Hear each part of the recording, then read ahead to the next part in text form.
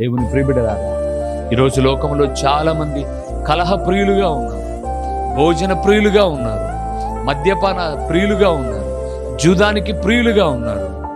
కానీ ప్రభువుకు ప్రియులుగా ఉన్నవారు తక్కువైపోయారు. అందుకే దేవుడు అంటున్నాడు, నేను నిన్ను ఏర్పరచుకున్నది ఎందుకో తెలుసా?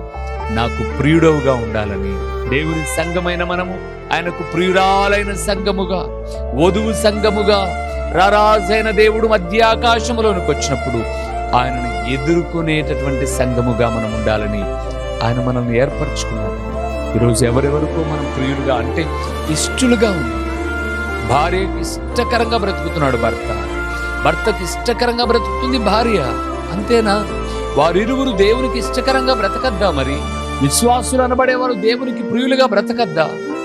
దేవుడు అంటున్నాడు, ప్రియులారా, నేను నిన్ను ఏర్పరచుకున్నది నాకు ప్రియుడుగా ఉంటావని.